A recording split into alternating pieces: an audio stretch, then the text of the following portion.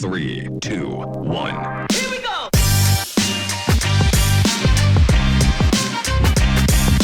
Hey everybody, and welcome to the College Esports Update, brought to you by Zaxby's. Cure your craving with Zaxby's.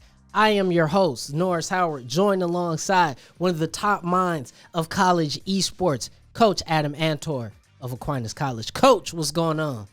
Hey, not much. How are you, Norris?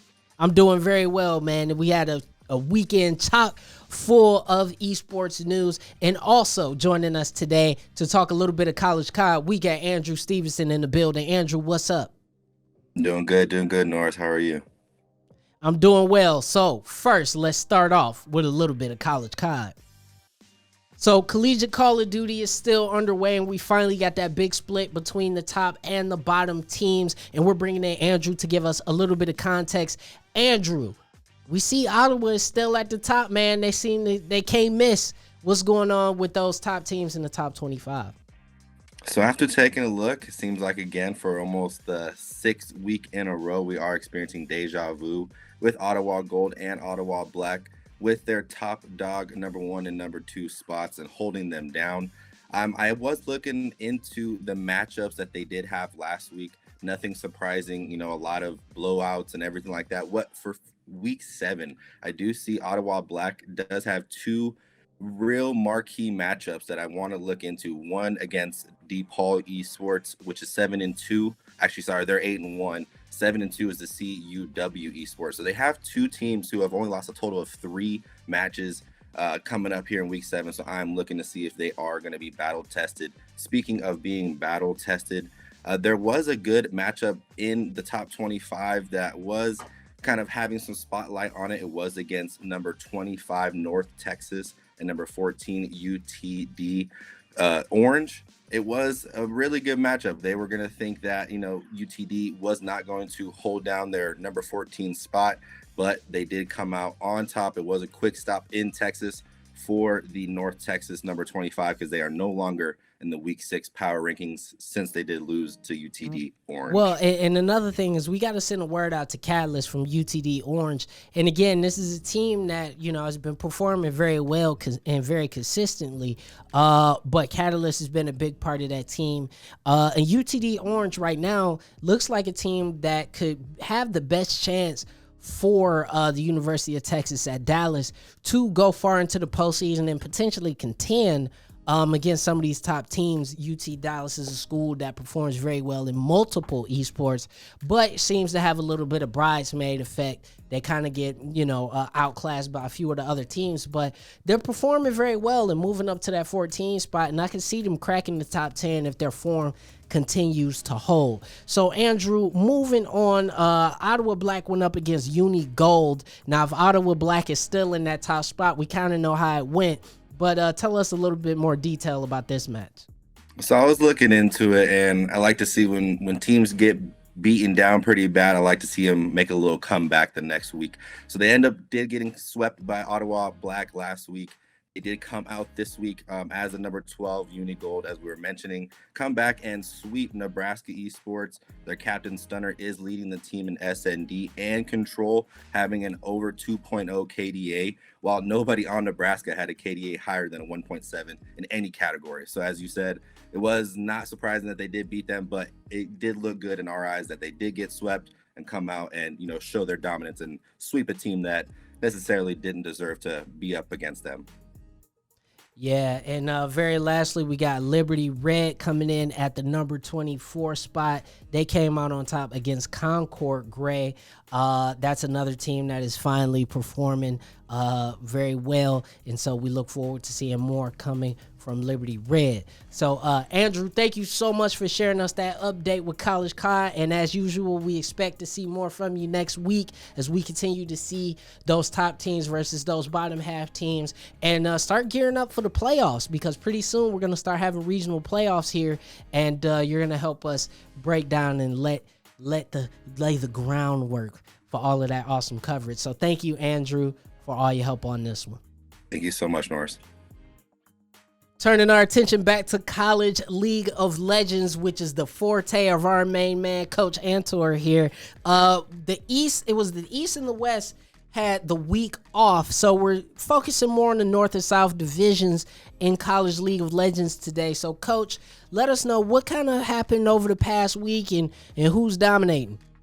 Yeah, I mean, we had a little bit of a slower week for College League of Legends, just how things played out. Like you mentioned, East and West took the week off. The South is actually catching up to where the other conferences are after the power outages kind of forced a pause for a week for CLoL. So we had the South, we'll start there in the South Conference.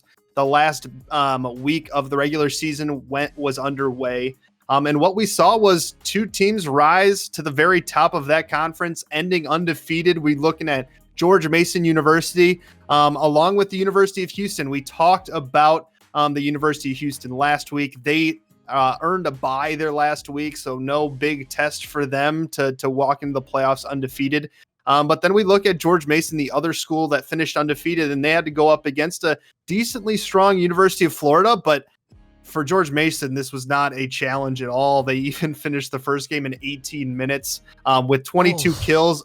Yeah. Is crazy. 22 kills against Florida's 5. So this was just an absolute stomping. 18 minutes. Second game, a little closer. Took about 30 minutes for George Mason to take that one, but they do pretty convincingly. And they'll head into the playoffs next week alongside that George Mason and Houston squad and a couple others. You got to look out for. UTD is going to be that strong team, and Winthrop is another one, although Winthrop only finished 5-1.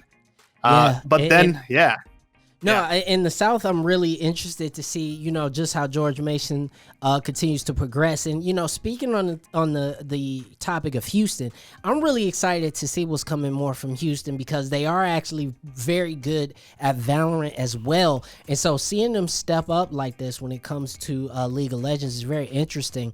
I'm excited because it seems like this year, obviously, we got some of the perennial favorites that are still performing, but we are starting to see some newer names get involved, and that's one thing that I really like. And speaking of newer names, we got to go to the North Division, a first-year program making some moves in Oakland University, but I know this is the conference near and dear to your heart. Give us the rundown in the North Division for College League of Legends.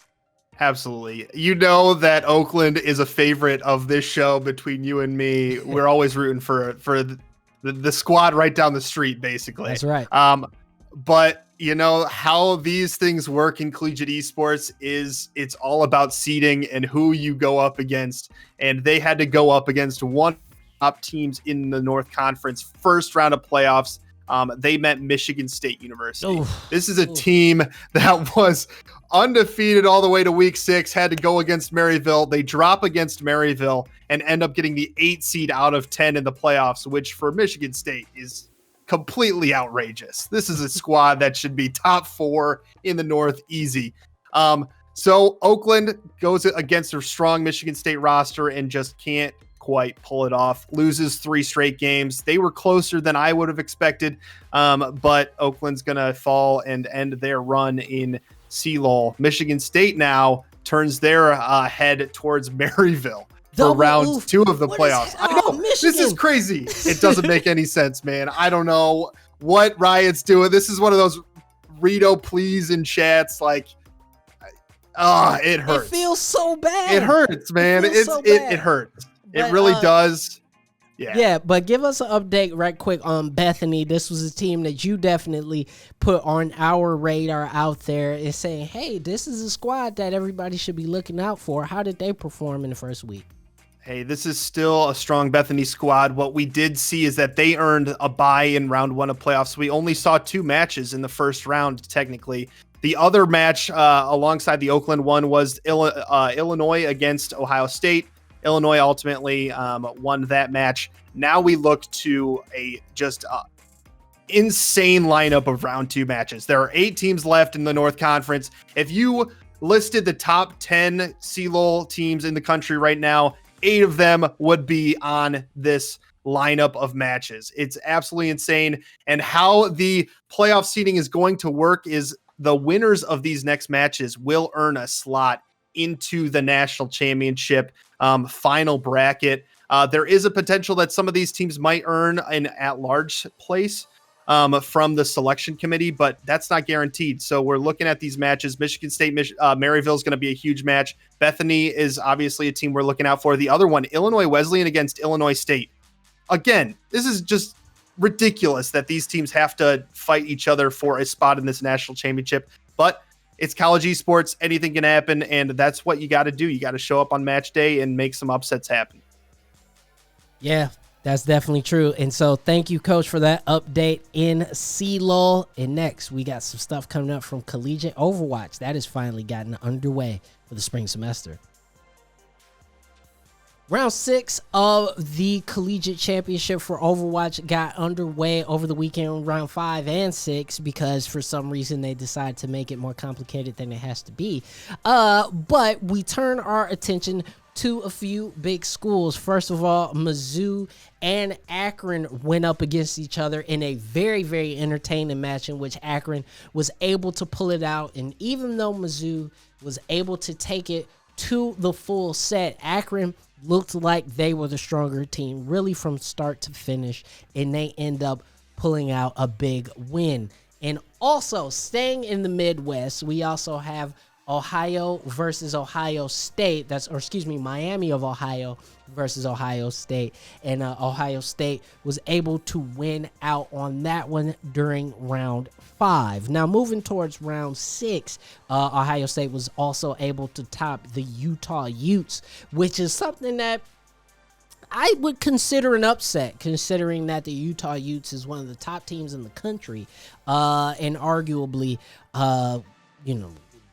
won tournaments. I mean, to see Ohio State take them down was very, very, very shocking. But also we have wins of Purdue, Northwood University, Rutgers, Washington, and HU Storm. UTD beats Mizzou as well. So we do have Overwatch underway, and as some of the other tournaments begin to wrap up and move into the playoffs, we definitely will be covering more from Collegiate Overwatch as the season continues to pan out. So make sure you guys stay tuned for that. And for my co-host, Coach Adam Antor, and myself, your host, Norris Howard, that was your College Esports Update.